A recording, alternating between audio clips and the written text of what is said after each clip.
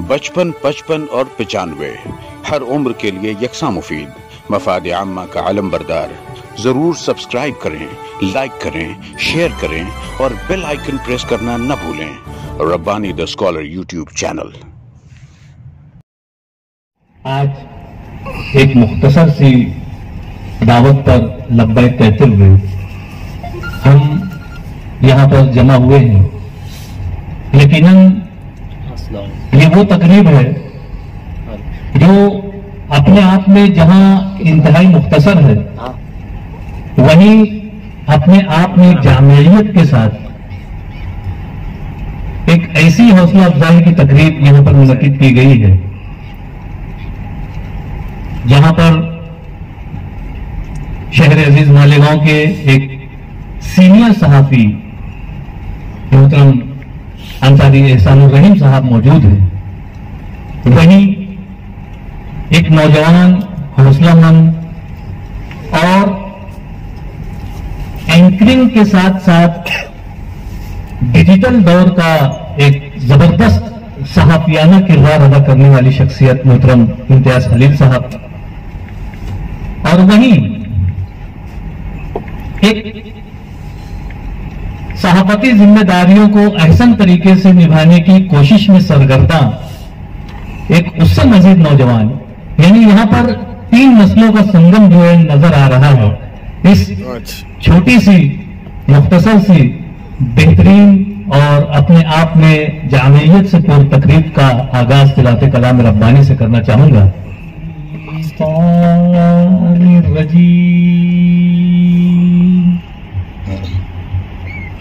बिस्मिल्लाहिर्रहमानिर्रहीम। लक़द जाअकुम रसूलुम मिन अनफुसिकुम अज़ीज़ुन अलैहि मा अनित्तुम हरीसुन अलैकुम बिल मुमिनीना रऊफुर रहीम। फ़इन तवल्लौ फ़क़ुल हस्बियल्लाहु ला इलाहा इल्लाहु अलैहि तवक्कलतु व हुवा रब्बुल अर्शिल अज़ीम।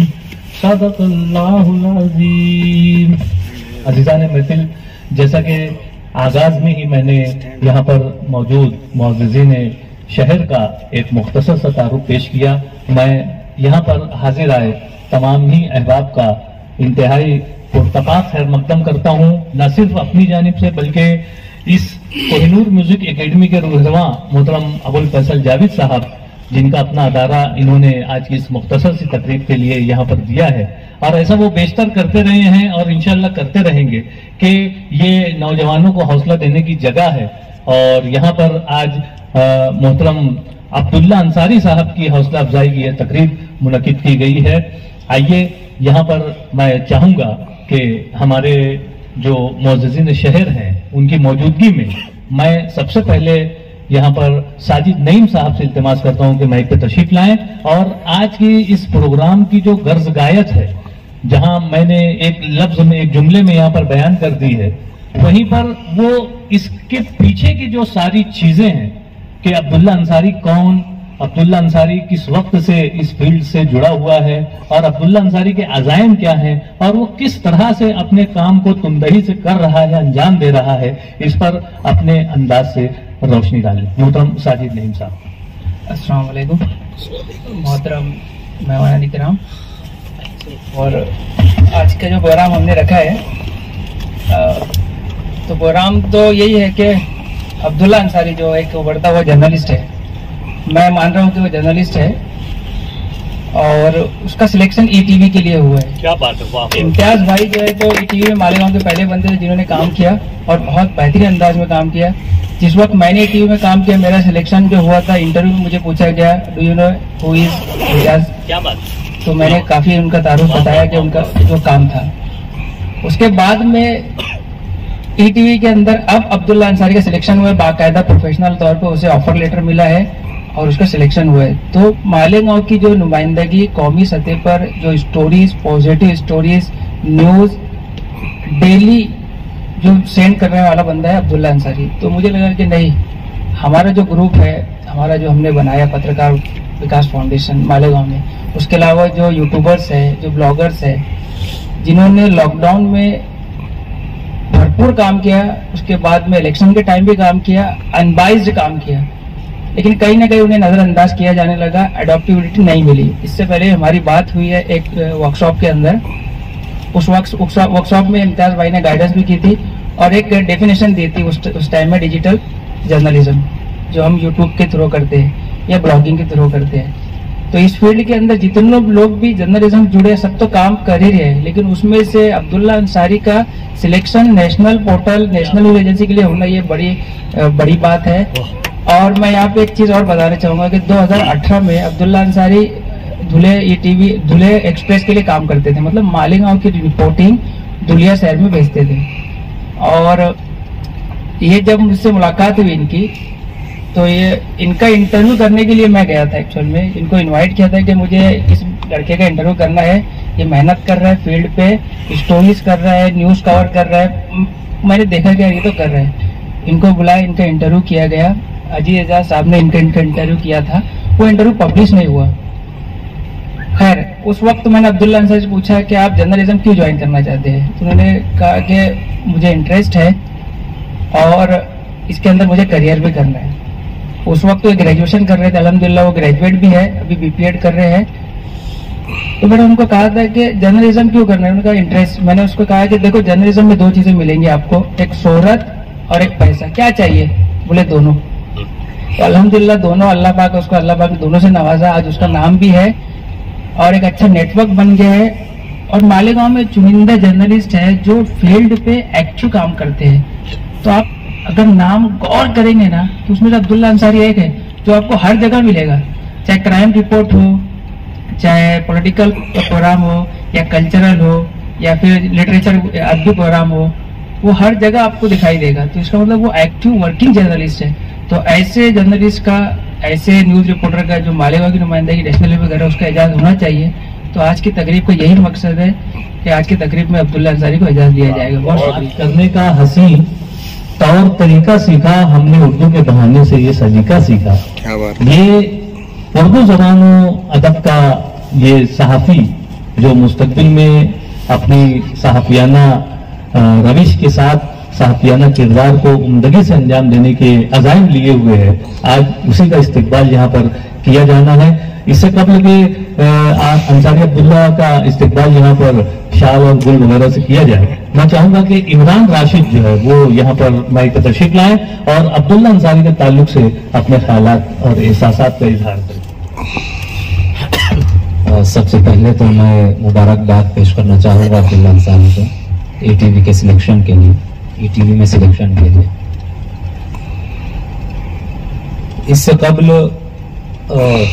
खलील सर ने कहा था एक प्रोग्राम में कि अगर किसी शहर की सियासत का या वहाँ की तामीर और तरक्की का अगर आपको अंदाजा लगाना है तो आप वहाँ की सहाफत देख लीजिए। अब अगर हम मालेगांव की बात करते हैं तो हम तो इस तजब्जुब में है सर कि हम मालेगांव की हालत को देखें, यहाँ की सहाफत को देखें। दोनों में इम्तियाज करना मुश्किल हो गया है, इतनी खराब हालत हो चुकी है। लेकिन एक खुशी की बात यह है कि ऐसे हालात में भी चंद नौजवानों का जो ग्रुप है वो अपनी सी कोशिश में लगा हुआ है। वो उनसे जितना बनता है, जिस कदर बनता है, वो सच्चाई बताने की कोशिश करते हैं। बल्कि चंद ऐसे भी सहाफी है जो बराबर सियासी लोगों के खिलाफ भी लिखते हैं। अगर उनकी कुछ कमियां रहती हैं तो बिल्कुल बेबाकाना तरीके से लिखते हैं, बल्कि कभी कभी फोन भी आ जाते हैं।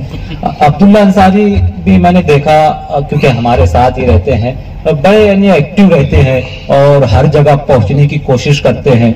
और एक खास बात यह है कि उन्हें जो नहीं समझ में आता तो वो अपने से बड़ों से या जो उनके सीनियर उनसे सीखने की कोशिश करते हैं, बिना झिझक जो है पूछते हैं। तो ये खुशी की बात है और कि उन्हें ईटीवी में सिलेक्शन पर यहाँ एजाज दिया जा रहा है। यकीनन नौजवानों का एजाज होना चाहिए ताकि उन्हें हौसला मिले, उन्हें हिम्मत मिले और वो हमारे अपने शहर की जो सच्चाई है वो उसे बेहतर तरीके से जो है आवाम के सामने और हुकूमत तक पहुंचाने का काम करे। सहाफी जो होता है और सहाफत जो है, मेरा मानना यह है कि ये सहाफी पर मुनहसिर है कि वो अपनी सहाफत को किस समत ले जाना चाहता है। या तो वो गरीबों की, मजलूमों की, खुददारों की आवाज बनकर जो है अपने जमीर को तसल्ली बख्शे, ऐवानों तक हुकूमत, ऐवानों तक अपनी आवाज को पहुंचाए, या फिर अपनी सहाफत को सियासी दरबारों की लौली बना के रखे और अपने जमीर को मारता रहे। ये एक सहाफी पर मुनहसिर करता है। अब हमें ये फैसला करना है कि हमें किस तरह का सहाफी बनना है। और अल्हम्दुलिल्लाह जो मेहनतें कुछ की जा रही है, हमारी कोशिशें रहा करती है साजिद सर की कि हम जो है गैर जानिबदार होकर जो है किसी भी स्टोरी को, किसी भी खबर को सामने लाए। आज तो बड़ी हैरत की बात यह है कि इस तरह कुछ लोग लिखने लगे, साहब आली, जनाब आली, वकार, और ना जाने कसीदा खानी करते, समझ में नहीं आता है कसीदा है या खबर है। तो आपसे इसलिए मैं कह रहा हूं कि आप जब इज़हार ख्याल करेंगे तो कुछ रहनुमाई भी फरमाए। बहरहाल मैं मुबारकबाद पेश करता हूं शहर मालेगांव के तमाम सहाफ़ी हज़रात की जानिब से, मालेगांव पत्रकार विकास फाउंडेशन की जानिब से अब्दुल्ला अंसारी को बहुत मुबारकबाद। यह होगा कि आप वाकई में तारुफ के मोहताज नहीं हो। बहरहाल आइए यहाँ पर हम इस्तिकबाल का सिलसिला दराज करते हैं। बाद अज़ां हम हमारे चीफ गेस्ट अंसारी एहसानुर रहीम साहब से समाप्त बोलेंगे।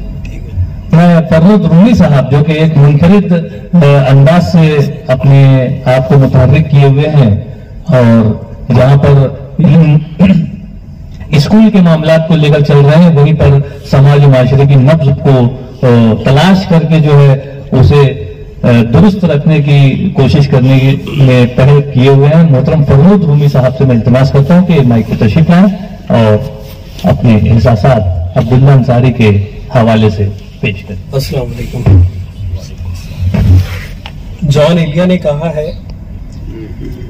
कि जो देखता हूं वही बोलने का आदी हूं, जो देखता हूं वही बोलने का आदी हूं। मैं अपने शहर का सबसे बड़ा फसादी हूं। और मैं समझता हूं कि सहाफी को भी यही जज्बात रखने चाहिए कि वो जो देखे मिनवान उसको बयान कर दे, उसको लिख देवे और अवाम तक, समाज और माशरे तक उस बात को पहुंचाए। और इसी के साथ एक दूसरा शेर इस तरह है कि जब कभी बोलना वक्त पर बोलना, मुद्दतों सोचना, मुख्तसर बोलना। बाज़ औक़ात ऐसा होता है कि जहां बोलना नहीं है वहां भी जो है कलम फरसाई होती है, खामा फरसाई होती है, लोग लिखते हैं और बेजा लिखते हैं। और जहां बोलना है वहां आंखें मूंद ली जाती हैं, आंखें बंद हो जाती हैं, लब सिल जाते हैं। तो सहाफत का जो मामला है हमारे मालेगांव में वो तो आप लोग बखूबी जानते हैं। लॉकडाउन के अय्याम में जिन लोगों से आप आशना नहीं थे, जिनके नामों से इससे तब आप लोग वाकिफ नहीं थे, उन लोगों ने अपनी खिदमत अंजाम दी लॉकडाउन में ऐसे हालात में जबकि उनके घरों से बिल्कुल इजाजत नहीं थी घर से बाहर कदम रखने की। तब ऐसे ऐसे लोग उठे जिन्होंने अपनी जानों की परवाह नहीं की और न सिर्फ हॉस्पिटल्स में बल्कि क्वारंटीन सेंटर्स में जाकर मरीजों के हाल अहवाल से लोगों को वाकिफ करवाया अपने वीडियोस के जरिए, अपनी तहारीर के जरिए, और लोगों की ढारस बंधाई कि सब कुछ ठीक है मालेगांव में। और आप यकीन जाने जो मालेगांव से बाहर, जो मालेगांव के बाहर सहाफती खिदमत अंजाम दे रहे हैं हमारे इम्तियाज खलील साहब, इससे पहले भी वर्कशॉप जो हमने लिया था उसमें बहुत ही गिरा कद्र बातें इन्होंने हमारे सामने अर्ज की थी, जिसको हमने अब तक बल्लू में बांध रखा है। और इसका जिक्र अभी इमरान राशिद भी कर रहे थे कि जिस शहर की सहाफत, अगर किसी शहर के हालात के मुतालिक जानना हो जी, कि अगर किसी शहर की कॉरपोरेशन या इंतजामिया के बारे में जानना हो तो सहाफत को देख लिया जाए। जिस शहर की इंतजामिया अच्छी तो समझ लीजिए वहां की सहाफत अच्छी है।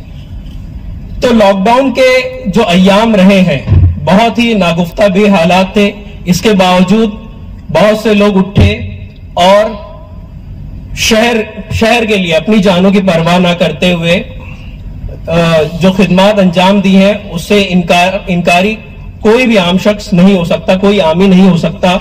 मेरी इससे मुराद यूट्यूबर्स हैं जो उस वक्त मैदान में थे। और जो मैं जरूरी बात कहना चाह रहा था वो ये है कि मालेगांव से जो कोरोना का डर खत्म हुआ है वो इन्हीं सहाफियों की मरहून मिन्नत है, जो लोग कलम से जिहाद कर रहे थे उस वक्त, जबकि उस वक्त वीडियोस बना देना और लिख देना कुछ इंतजामिया के बारे में, उनके खिलाफ के सिस्टम में ये गड़बड़ियां हैं, ये खामियां हैं, ये नकायस है, बहुत बड़ी बात थी। ऑफिसर्स का बाकायदा हमारे ग्रुप चलते थे, उसमें कुछ ऐसे अल्फाज लिखे जाते थे जिससे ऐसा लगता था कि उनको थ्रेट्स है, सहाफियों को थ्रेट है और कभी भी कुछ भी हो सकता है, उनके खिलाफ नोटिस आ सकती है, उनको बुलाया जा सकता है। तो ऐसे हालात में भी हिम्मत के साथ जिन यूट्यूबर्स ने, जिन सहाफियों ने काम किया है उनकी खिदमत लायक तहसीन है।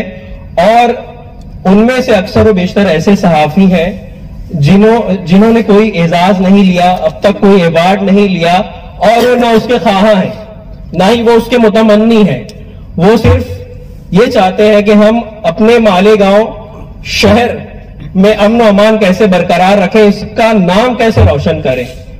तो सहाफियों की खिदमत में से एक अहम चीज ये भी रही है कि हमारे मालेगांव का नाम कैसे रोशन हो और कैसे दूर दूर तक पहुंचे।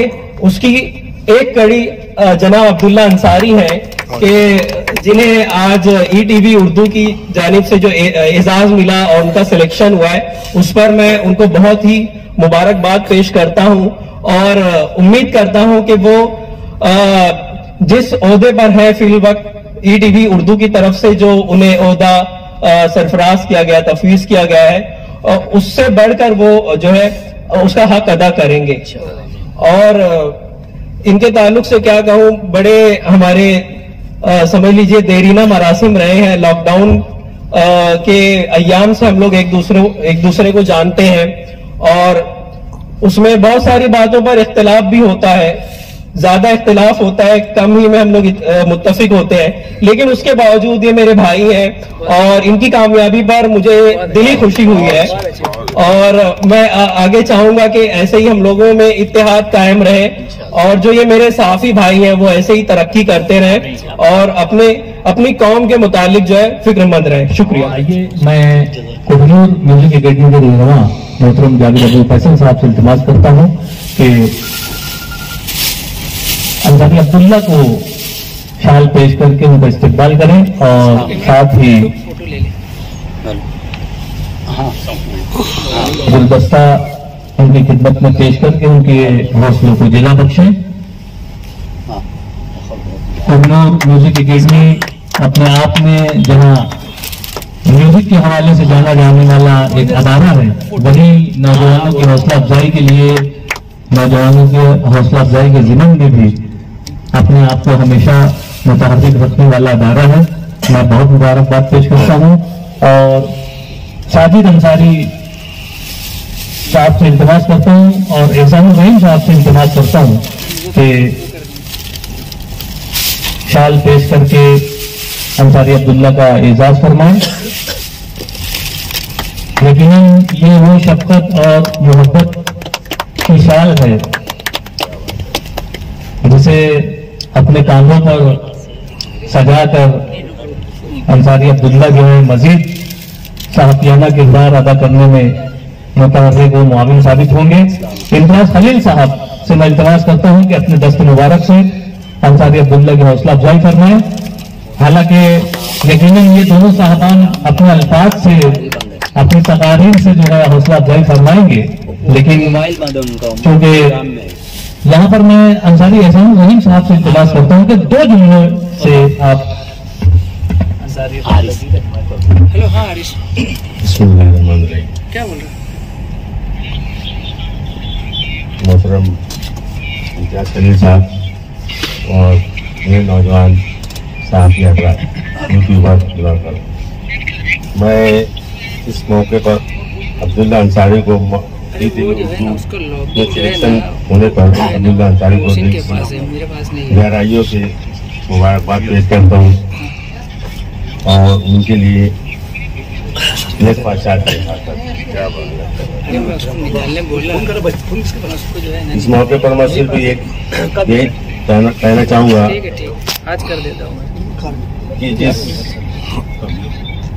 टीवी उर्दू में जिस तरह का सिलेक्शन हुआ है मालेगांव के खबरों के हवाले से, ये बहुत बड़ी बात है। नेशनल लेवल पर यहाँ की खबरें, यहाँ की स्टोरीज गैर जाने तौर पर और यहाँ के मसाइल आप उठाएंगे, ऐवान हुकूमत तक पहुँचाएंगे। प्रिंट मीडिया के हवाले से मेरा भी तजुर्बा 9 साल तक रहा है। उर्दू टाइम्स में 3 साल और 6 साल राष्ट्रीय सहारा में। तो अक्सर फोन आता था बिहार से, यूपी से, लखनऊ से, मालेगांव के बारे में वो पढ़ते थे, यहाँ के मसाइल से उनको जानकारी होती थी। तो यहाँ के छोटे छोटे मसाइल से लेकर बड़े बड़े मसाइल, खासतौर से मिली मसाइल को अगर आप पेश करेंगे तो इसमें मालेगांव का आसारा होगा। मैं ज़्यादा न कहते हुए आपके लिए निर्वाचन हमारी इस एजाजी तकरीब में अभी तशरीफ लाए मानव समाचार के अनु फिटर साहब और उनके मुआविन दस्तराज मोहतरम प्रिंस रहमान साहब। तो इससे कबल कि वो यहाँ पर अपना गुलदस्ता और शाल लेकर आए, मैं प्रिंस रहमान साहब से इल्तिमास करता हूँ कि आप माइक पर तशरीफ लाएं और अंसारी अब्दुल्ला के ताल्लुक से अपने एहसासात का मुख्तसरन इजहार ख्याल फरमाएं। सबसे पहले तो बरादर अजीजी अब्दुल्ला सर को इस कामयाबी के लिए मुबारकबाद पेश करता हूं और ये कामयाबी सिर्फ आपकी ही कामयाबी नहीं है, कामयाबी हम सबकी कामयाबी है। क्योंकि हम में से कोई भी अगर इज्जत पाता है, तरक्की पाता है, तो मैं ये बात पूरे दावे से और पूरी गारंटी से कहता हूं कि हम में से हर अजीज को जो है यही खुशी महसूस होती है और हर एक अपने आप को उस जगह पाता है जहां जिस शख्स को एजाज दिया जा रहा है। बहरकैफ बहुत कम उम्री में मैं समझता हूं कि माशाल्लाह बड़े नसीब वाले हो आप कि बहुत कम वक्त में और बहुत कम उम्री में आपको जो है इतना बड़ा एजाज मिला। वरना मेरे भाई यहाँ पर हैं, मतीन हफीज साहब हैं, सर की तो पूरी जिंदगी है। इन लोगों ने पूरी अपनी जिंदगियां लगा दी। बहुत मेहनत करने के बाद वाकई जो हक सहाफत का अदा करना चाहिए इन्होंने किया, पूरी ईमानदारी के साथ, पूरी बेबाकी के साथ। मगर इनको जो फल मिले वो बहुत ही एक लंबे अरसे के बाद मिले। बहरकैफ आज जो है खास तौर से टीवी के माध्यम से आपको जो है मालेगांव शहर की नुमाइंदगी करने का मौका मिल रहा है। तो उम्मीद यही करूंगा कि मालेगांव शहर के अपने भी कई मसाइल हैं, सिर्फ ये मसाइल चंद सियासी चेहरों के बीच नहीं घूमते। यहाँ के हर गली में जो है एक मसला है, हर घर में एक मसला है। तो मैं उम्मीद यही करूंगा कि पूरी ईमानदारी से हमारे शहर की जो है सही नुमाइंदगी आप करेंगे। और जिस तरीके से आज नेशनल लेवल पर मालेगांव शहर को बदनाम किया जाता है, तो आप जैसे अच्छे सच्चे लोग जो है मालेगांव शहर की सही तस्वीर, यहाँ के रहने वालों की सही तस्वीर दुनिया को और समाज को पेश करेंगे। बस मैं एक ऐसी उम्मीद आपसे रखता हूँ और आपको जो है नेक ख्वाहिशात हम सब की जानिब से और पूरे मालेगांव शहर की जानिब से देता हूँ। शुक्रिया। जो कि सहाफत पर एक जबरदस्त आपने रिसर्च की है और आपकी कई किताबें भी मंजर आम पर आ चुकी हैं। मैं अपने आप को खुशनसीब समझूंगा कि आप माइक पर तशरीफ लाएं और चंद जुमलों से ही सही इस बच्चे की हौसला अफजाई फरमाएं। आज की इस बावकार तकरीब में शरीक तमाम हाज़रीन, मालेगांव शहर अपनी एक रोशन तारीख रखता है सहाफ़त की, चाहे वो प्रिंट मीडिया हो चाहे इलेक्ट्रॉनिक मीडिया। और हमको मालूम होना चाहिए कि यहाँ सबसे पहले जर्नलिज्म बाकायदा करने वाले हमारे इम्तियाज़ खलील यहाँ मौजूद हैं और सबसे पहले इलेक्ट्रॉनिक मीडिया पे भी इन्होंने ही काम किया है, ETV के ज़रिए, ZTV के ज़रिए। फिर इनके पीछे मतीन हफीज़ और पूरा कारवां है।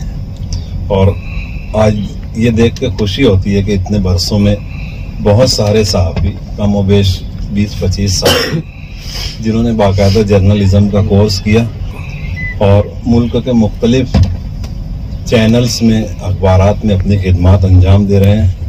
ये खुशी उस वक्त और दोबाला हो जाती है जब हमको मालूम पड़ता है कि अब्दुल्ला अंसारी ETV भारत पर मालेगांव की नुमाइंदगी करने वाले। हमको इन तमाम सहाफ़ियों से बहुत उम्मीदें हैं। मालेगांव और यहाँ के लोग अपनी एक मुनफरिद हैसियत रखते हैं जिस मैदान में भी, जहाँ पर भी होते हैं दुनिया में, तो इनसे भी हमको बहुत सारी तवक्कात हैं। जैसा कि अभी सभी लोगों ने इजहार किया, मैं उनको बहुत बहुत मुबारकबाद देता हूँ और अपनी दो बात। अरे आइए, आप भी आइए। इधर देखो। इलेक्ट्रॉनिक मीडिया में अपनी मुनफरिद शनाख्त के साथ रोज अफजू तरक्की की राहों पर गामजन मानव समाचार के एडिटर और उनके मुआवनीन का मैं शुक्रिया खलील साहब को कि हम माइक पर तशरीफ लाएं और अपने एहसासात का इजहार करें। अस्सलाम वालेकुम। पहले तो सामाईन को कंफ्यूज कर देना, खुद सदर को कंफ्यूज कर देना कि वो सदर है भी कि नहीं, फिर शरह सदर के लिए आखिर में ये कह देना कि ऐसे तो आप तो जानते हैं कि जो आखिर में बात करता है। ये जो है बस सीख रहा हूँ, बहुत रोज कुछ चीजें जो है रिजवान रब्बानी साहब कहते हैं ना कि और खुल जाएंगे 2-4 मुलाकातों में, तो और सीख जाएंगे 2-4 मुलाकातों में। मोहतरम हज़रात, मैं सबसे पहले तो नईम को मुबारकबाद दूंगा कि एक जमाने के बाद जो है इस शहर में चंद नौजवानों का एक ग्रुप बना है जिनको अपने अलावा भी लोगों की परवाह है, जो अपने अहबाब के हवाले से भी सोचते हैं। ये सारे चेहरे जो हैं फरमूद हैं। मुझे मतलब बेपनाह खुशी है इस बात की कि एक बहुत बड़े गैप के बाद मालेगांव में बहुत ही सेंसिबल लोग सामने आ रहे हैं। ऐसे लोग जो नौजवान हैं लेकिन पढ़े लिखे हैं, ऐसे लोग जो अपनी आवाजों में अपने इल्म का जो है वो किसी न किसी हवाले से एक सपोर्ट रखते हैं। वरना यहाँ पे हमने जिंदगी भर तकरीरें ही सुनी हैं, ऐसी तकरीरें जिनका कोई सर पैर नहीं था। आज खुशी की बात है कि मालेगांव शहर से आज 20 बरस से ज्यादा हो चुका है। ETV को मैंने ज्वाइन किया था, 22 बरस की उम्र थी मेरी। और अब ETV मेरे ख्याल से उसके बाद मोहिउद्दीन भी, सबसे पहले अशफाक इस्माइल कुछ दिन रहे वहां, फिर मोहिउद्दीन रहे, फिर अभी और 2 साहबान हैं, और फिर अब तो ETV जो है, मैं इनको बताना चाहूंगा अब्दुल्ला साहब को कि ETV शायद हिंदुस्तान का वाहिद प्लेटफॉर्म है जहां पे अच्छे जर्नलिज्म का सारा मौका है आपको। आप दुनिया के किसी भी ऑर्गेनाइजेशन के खिलाफ बिला खौफ जो है अपने स्टोरी पेश कर सकते हैं, क्योंकि उसका जो मालिक है रामोजी राव, वो इंतहाई बूदे वाला सहाफी है। मुझे बहुत अच्छी से याद है कि ETV उर्दू जब शुरू हुआ तो वहां पे बहुत सारे मसाइल, हर 3 महीने पे क्वार्टरली मीटिंग्स हुआ करती थी, उसमें वो गुफ्तगू करते थे। तो वो कुछ चीजों को देख करके बहुत नाराज थे वो कि ये इस तरीके से नहीं होना चाहिए, ये ऐसे होना चाहिए। तो गुस्से की इंतहा ये थी कि एक मर्तबा उन्होंने कहा कि तुम, वो हैदराबादी लहजे में बात करते थे कि तुमको मालूम ये बिजनेस के वास्ते नहीं शुरू किया मैं, ये मेरे बाप की जुबान है। और आपको क्या लगता है कि आप लोग काम नहीं करोगे तो मेरा चैनल नहीं चलेगा? मैं बाहर से लोगों को बुलाएगा लेकिन ये चैनल चलाएगा। इस लेवल का जो है कमिटमेंट था। बस आपकी स्टोरी में जो है ईमानदारी होनी चाहिए, वो आपके साथ खड़ा है। तो एक ऐसे वक्त में जब मीडिया हाउसेज पूरी तरीके से बिक चुके हैं,